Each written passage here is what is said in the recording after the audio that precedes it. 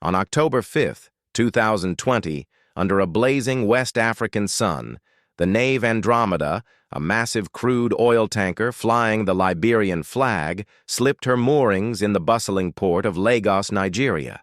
Laden with thousands of tons of petroleum bound for Southampton, England, the ship began her voyage across the treacherous waters of the Atlantic Ocean. The journey was routine for a vessel of her kind, commercial, methodical, and bound by strict maritime protocols. But this particular voyage would soon gain international attention, not for its cargo or course, but for the silent, desperate souls clinging to her steel frame beneath the surface. Unbeknownst to the ship's crew and officers, 7 Nigerian stowaways had clandestinely boarded the tanker shortly before its departure. These men, driven by fear and despair, had seen no other escape from the turmoil in their homeland but to risk death in pursuit of hope. Their entry point, the rudder trunk of the vessel, a narrow and hazardous compartment located near the ship's stern, just above the churning waters that trailed behind the massive propeller. It was a dangerous gamble. The rudder stock, while partially accessible, was cramped, noisy, and exposed to the cold spray of the open sea. The roaring vibration of the engines and the constant mechanical motion made rest nearly impossible. Yet for the stowaways, it was still preferable to the conditions they left behind. As the Nave Andromeda navigated away from the Gulf of Guinea, slicing through vast stretches of open ocean, the stowaways remained hidden. The ship's course took it northward, hugging the edge of West Africa before veering northwest toward Europe. Days passed. Food was scarce, water even scarcer. The men huddled together in silence, relying on instinct and sheer willpower to survive. Meanwhile, the crew above continued with their duties, completely unaware of the life-threatening drama unfolding in the shadows beneath them. Their presence first came to light during a routine security sweep as the ship neared the Canary Islands. On October 12th, the vessel attempted to make port at Las Palmas. But once local authorities were informed of the possible presence of unauthorized persons aboard, clearance was denied. European port authorities, ever cautious due to maritime laws and pandemic-era protocols, required full accountability and security assurances before allowing docking. The ship, denied entry, was forced to remain offshore. The same occurred at the next stop, Saint-Nazaire in France, where the presence of stowaways again prevented the vessel from docking and offloading any cargo. Tensions aboard began to rise. By now, the stowaways were increasingly desperate. Supplies had long since run out, and the harsh conditions of the rudder space had taken their toll. Some ventured from their hiding place, attempting to make contact with the crew, but the unfamiliar sight of unknown figures emerging from the ship's restricted zones sent a wave of anxiety through the vessel. The crew, uncertain of the stowaways' intent and lacking the means to contain them securely, retreated to a safe area of the ship, as is standard protocol in cases of suspected piracy or unauthorized boarding. A citadel was established, typically a secure room where the crew could remain locked away while awaiting assistance. The ship's captain issued a distress call, alerting maritime authorities to the unfolding situation. Describing the stowaways as threatening in behavior and aggressive, the situation quickly escalated into an international incident. Although it would later be determined that the stowaways were unarmed and posed no actual threat, the perceived risk was sufficient to prompt an immediate and high-level response. The United Kingdom's Ministry of Defense was informed as the Nave Andromeda drifted just off the Isle of Wight. The British government, taking no chances, activated a counter-terrorism response.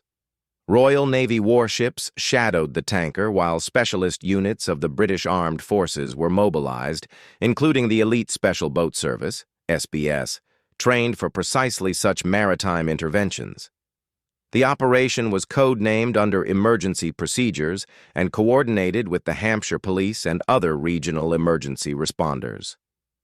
On the evening of October 25, 2020, as darkness fell over the English Channel, the skies above the Nave Andromeda were suddenly pierced by the rotor blades of Royal Navy Merlin and Wildcat helicopters. Ropes dropped. Silhouettes of heavily armed SBS commandos descended swiftly onto the ship's deck. In a matter of minutes, under the cover of darkness and without a single shot fired, the entire vessel was secured. The 7 stowaways, confused and exhausted, were swiftly detained. The crew, unharmed but shaken, was freed from the citadel and given full medical checks. The ship was declared secure and escorted safely into port. The operation was lauded as a textbook example of military precision and restraint. Prime Minister Boris Johnson praised the armed forces, noting their swift action ensured the safety of all involved. Defense Secretary Ben Wallace commended the personnel for their courage and professionalism under potentially hazardous conditions. Yet as the headlines faded, questions began to emerge. Who were these men? Why had they risked everything in such a perilous journey? Subsequent investigations revealed that the stowaways had boarded the ship not with malice, but with desperation. Fleeing economic hardship, political instability, and the threat of violence in Nigeria, they had sought passage to Europe in hopes of asylum, a hope shared by thousands in the region. Charged initially with offenses related to the Maritime Security Act, the stowaways were later cleared of hijacking or violent intent after a thorough investigation by British law enforcement. Their case, however, highlighted a growing concern: the plight of migrants and refugees in maritime zones and the difficulty in distinguishing between legitimate security threats and human crises in real time. The Nave Andromeda incident became a case study in modern maritime security. It underscored the challenges faced by commercial vessels in an era of global migration and the necessity for measured responses even in high-stakes situations.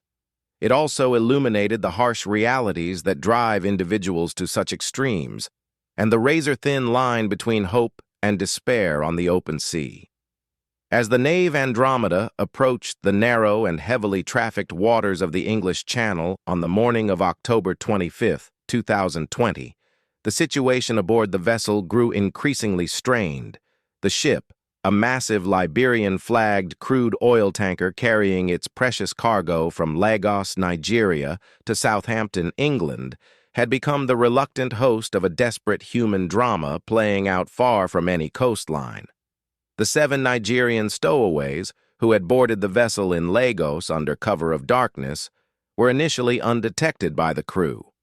Hidden deep within the ship's rudder trunk, a perilous and claustrophobic space that offered no guarantee of survival, they endured days of stifling heat, suffocating fumes, and total darkness, clinging to the hope of a better future beyond the African continent.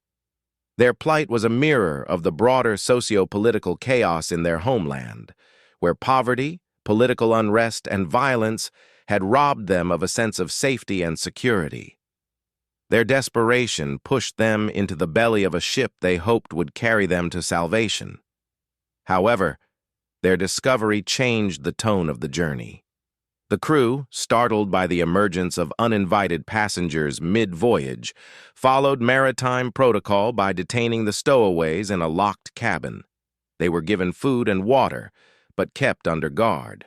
Still, the psychological toll of confinement, stacked upon their physical exhaustion and uncertainty over their fate, took its toll.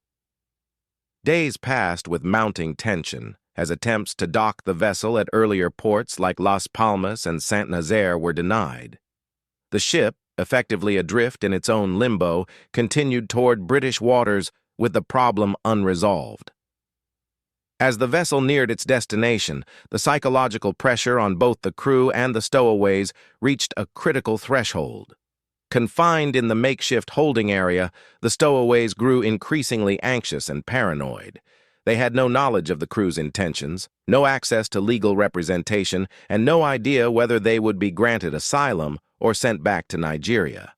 The fear of forcible repatriation, perhaps to a regime or neighborhood that had threatened their lives, played on their minds. Meanwhile, the crew remained on edge, uncertain about the intentions of the stowaways. Cultural and linguistic barriers prevented effective communication, and suspicion filled the void. Then, the situation turned volatile. Early on October 25th, a crew member discovered that the stowaways had escaped confinement. Panic ensued. The crew, fearing a potential hostage situation or uprising, followed safety procedures by locking themselves inside the ship's citadel, a fortified area designed to shield them from acts of piracy or mutiny. This secure chamber, protected by thick steel doors and satellite communication systems, became both their sanctuary and their command post. From within, the captain issued a distress call, reporting a potential hijacking at sea. The nature of the call triggered an urgent response from British authorities. News of the situation quickly reached Maritime Command in the United Kingdom, setting into motion a series of rapid and high-stakes decisions. While the true intentions of the stowaways remained unclear, the risks were deemed too significant to ignore. The fear was that the situation could spiral into violence. Reports were conflicting.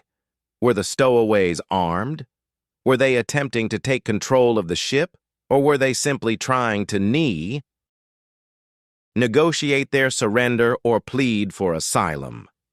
There was no way to know for sure, and with the ship drifting ever closer to the British coast, the authorities decided that time was of the essence. The operation had to be swift, precise, and decisive.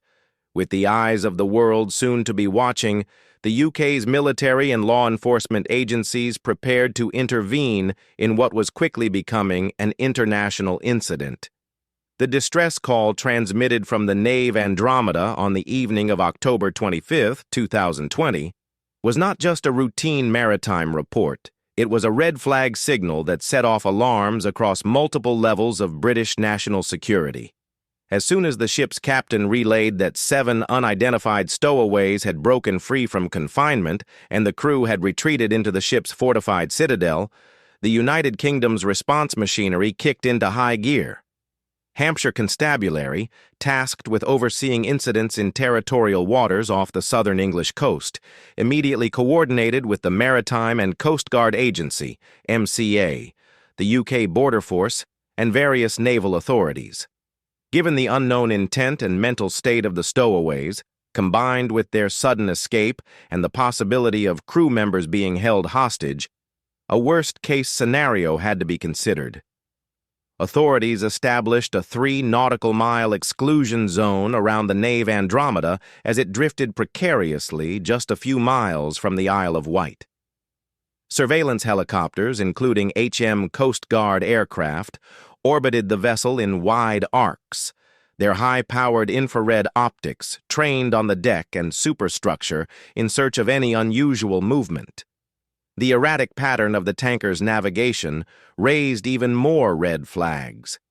While not veering off course dangerously, the ship was behaving unpredictably, suggesting either confusion among the bridge crew, limited manpower, or some form of obstruction or interference from within.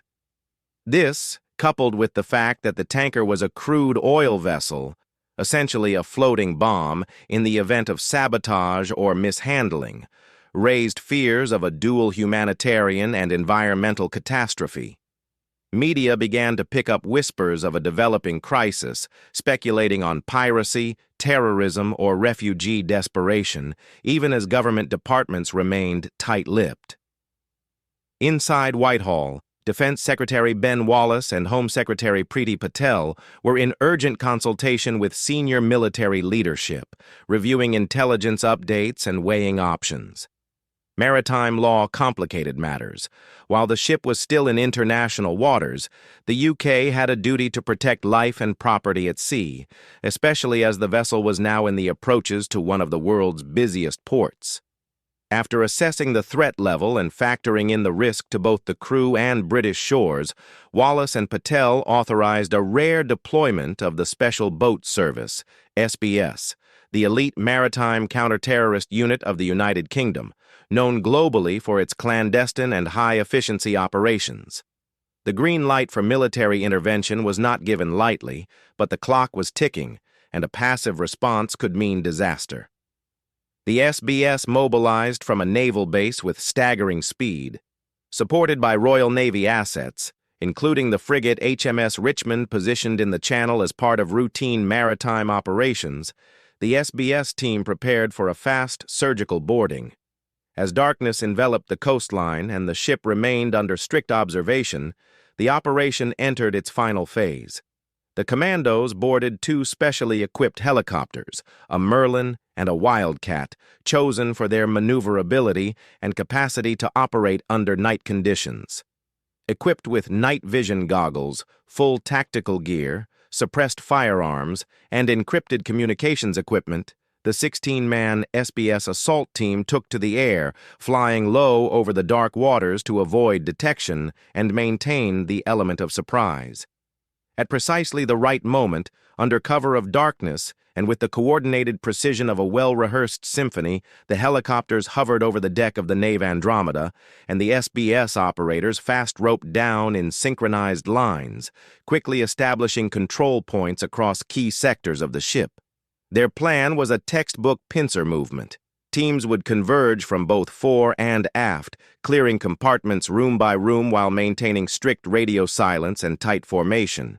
Within 9 minutes, an astonishingly short duration for an operation of this scale and complexity, the entire ship was secured without a single shot fired, without a single injury, and without any resistance.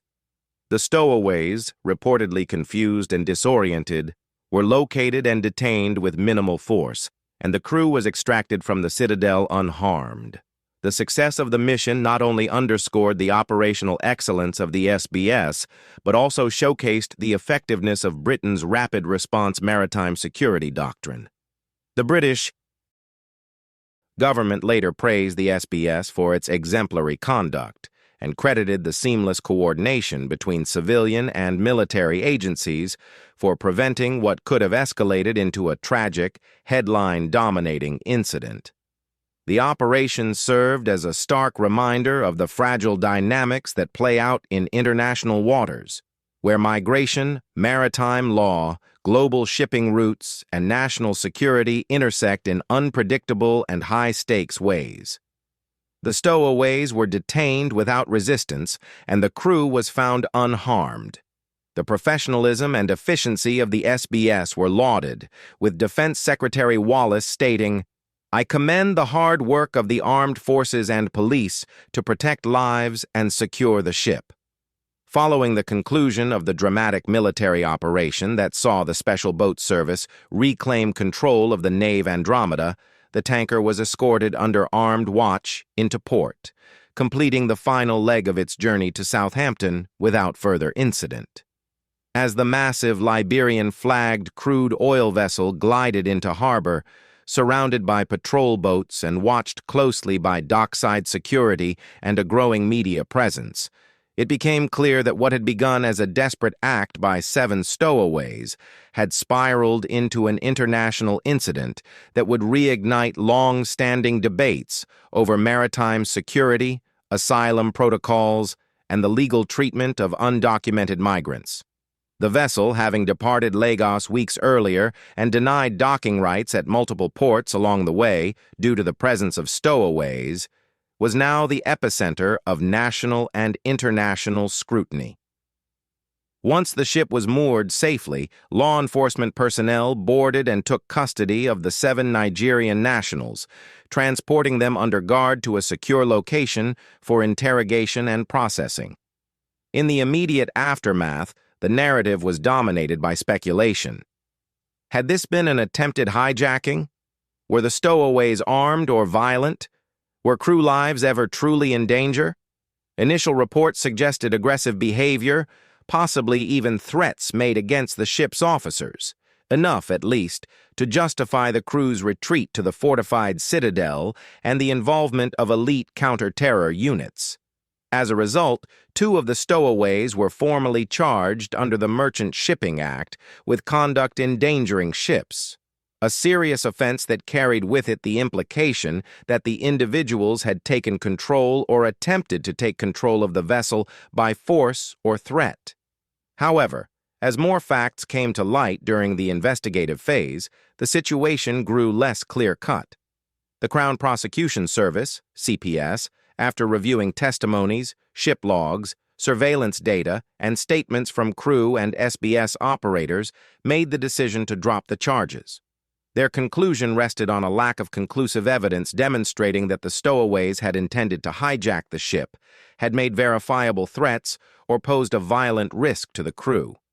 Essentially, while their escape from confinement triggered a genuine emergency response, the CPS determined that there was insufficient proof that their actions constituted a maritime crime of the magnitude initially alleged. The dropped charges sent ripples through the media and political landscape. Some questioned whether the deployment of the SBS had been excessive, raising concerns about the criminalization of vulnerable individuals fleeing hardship and seeking asylum. Others, including senior defense and security officials, stood by the decision, arguing that in an age of unpredictable threats, especially in the realm of international shipping, it is better to act decisively and with overwhelming capability than to risk catastrophe through hesitation. The incident became a flashpoint for a wider conversation on maritime law, particularly the treatment of stowaways, individuals who are not necessarily pirates or hijackers, but who, by virtue of their unauthorized presence aboard vessels, can create legal and logistical dilemmas for shipping companies and port states. Human rights groups emphasized that the men were likely fleeing conditions of poverty, violence, or persecution in Nigeria, and criticized the prolonged detention and aggressive legal approach. Meanwhile, policymakers and legal experts debated how to better balance national security with humanitarian obligations, especially in an era where global migration patterns are increasingly colliding with trade and maritime infrastructure. The operation also reignited focus on the readiness and capabilities of British Special Forces, particularly the SBS. Already legendary for their role in hostage rescues, counter-terrorism, and maritime interdictions, the Nave Andromeda operation reaffirmed the unit's role as a key component of the UK's rapid response strategy. Their flawless 9-minute execution of the boarding and clearing of a massive oil tanker without injury to civilians or loss of control over the ship was hailed within defense circles as a textbook example of modern military professionalism and restraint. Defense Secretary Ben Wallace and other government officials used the moment to highlight the investment made in training, equipment, and joint coordination between the Royal Navy, Coast Guard, police, and intelligence services. Public sentiment remained mixed, with some praising the quick and effective handling of a potentially dangerous situation, while others expressed sympathy for the stowaways and skepticism about the media's early framing of the event as a near hijacking. In the broader picture, the Nave Andromeda episode served as a stark reminder of the challenges faced by an interconnected world.